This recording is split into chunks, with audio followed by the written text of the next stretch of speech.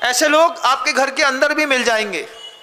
जब आप अपने घर के ताऊ से, दादा से, पापा से बोलो पापा मंदिर जाया करो, पापा को हो सकता है आपके दादा या पापा में किसी को, चाचा को घर के अंदर शराब पीने की आदत हो, घर के अंदर बैठ करके आपके फ्रिजों में शराब रखी हो, वे मंदिर नहीं जाते, शराब की दुकान में सुबह शाम मिल जाएंगे, बाहर का उनका काउंटर फिक्स होगा, 2-4 भगवान की फोटो लगी होगी, बड़बड़ा लेते हैं कुछ पता नहीं क्या जैसा, लेकिन शराब नहीं छूटती उन लोगों से, तम्बाकू नहीं छूटती उन लोगों से। मंदिर जाने के नाम पर उनको ऐसा लगता है जैसे किसी बिच्छू ने डंक मार दिया, ऐसा हाथ छड़, हमें नहीं जाने, तुम जाओ, ऐसे हाथ करते हैं क्या कोई? घर के अंदर ऐसा कोई है क्या?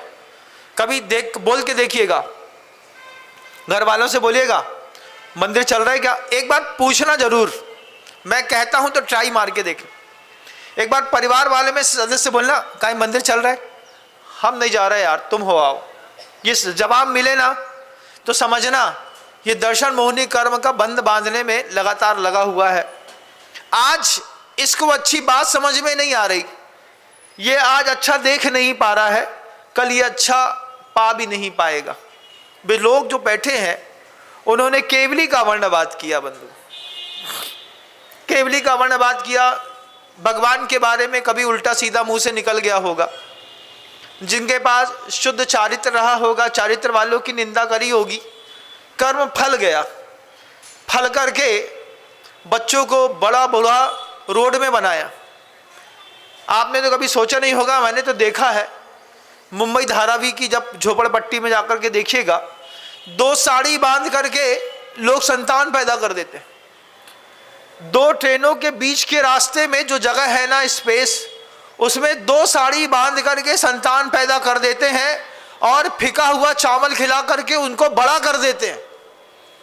तुम्हारी किस्मत तो बहुत अच्छी है, तुमको तुम्हारी माँ गरम चावल खिलाती है, दाल खिलाती है, पिताजी तुमको अच्छा वस्त्र देते हैं, घर के अंदर अच्छी सुविधाएं हैं, अच्छा मकान बना हुआ है, तुम्हारे घर के अंदर कितनी अच्छी सुविधा है, 2 गाड़ी खड़ी हैं, घोड़ा गाड़ी है, सब है, पापा के पास पैसा है, सब संपत्ति अच्छी है तुम्हारे पास, कितना तेज पुण्य है तुम्हारा ना।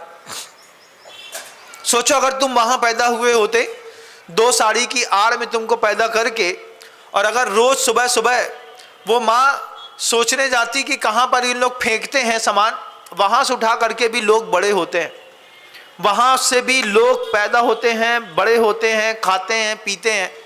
आप कल्पना कर रहे होंगे तो बहुत अच्छी बात है। उन लोगों ने क्या किया है?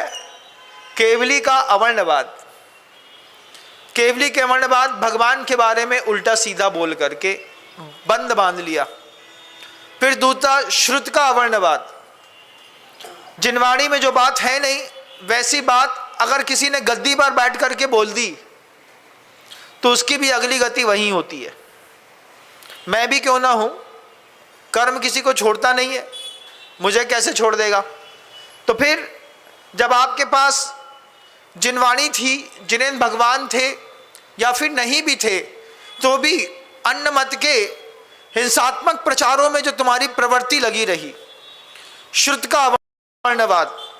जब एक जैन श्रावक रोड पर चलता है, चलता हुआ सिर्फ वो श्रावक नहीं होता, 6 आयतनों में से एक आयतन होता है देवशास्त्र गुरु, और देवशास्त्र गुरु को मानने वाले, मतलब तुम्हारी भी एक पूज्यता है रोड में चलते हुए। उस चलते हुए रोड में पूज्यता में किसी हिंसात्मक चीजों से सजे हुए दरबार में तुमने अपना माथा झुकाया और चलते हुए श्रुत का अवर्णवाद कर दिया। माथा ऐसा झुका नहीं सकते हम, क्यों? हमारे साथ सिर्फ हम थोड़ी हैं, हमारे साथ हमारे जिनेंद्र भगवान का सम्यक दर्शन ज्ञान चारित्र भी चल रहा है।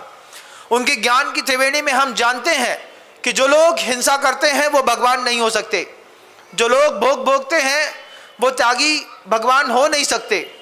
जिसकी तुम पूजा करते हो वो त्यागी है कि भोगी है, पहले तुम्हें निश्चित करना पड़ता है। अभी मैं जब ये लाल मंदिर में पीछे होकर के आया, बाबा मानभद्र की बड़ी पूजा होती है, अपने को तो बोलने का अधिकार है, बोल सकते हैं।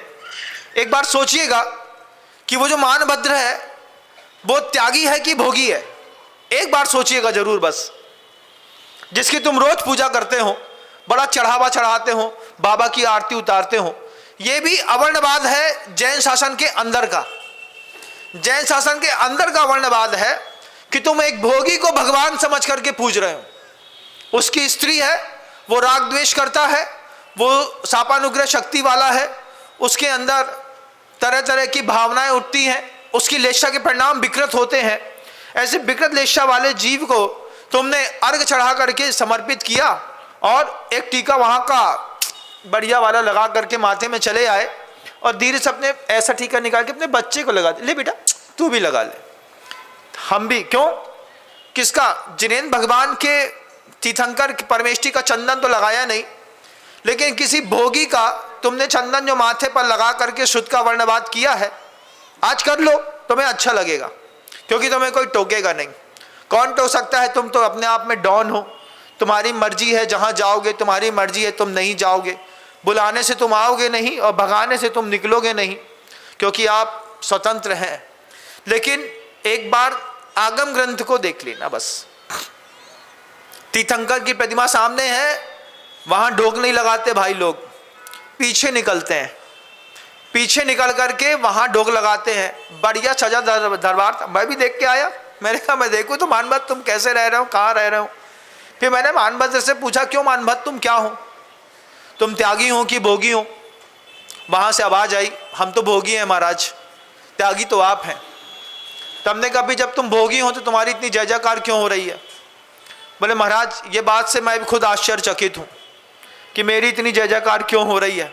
पंचम काल है, होता ही है भैया, साधु बगल से निकल जाए, सो आदमी हाथ नहीं जोड़े, और कोई मंत्री मिनिस्टर बढ़िया खावे पीवे वाला मिल जाए तो को फूल माला पहनाई दे जाता है।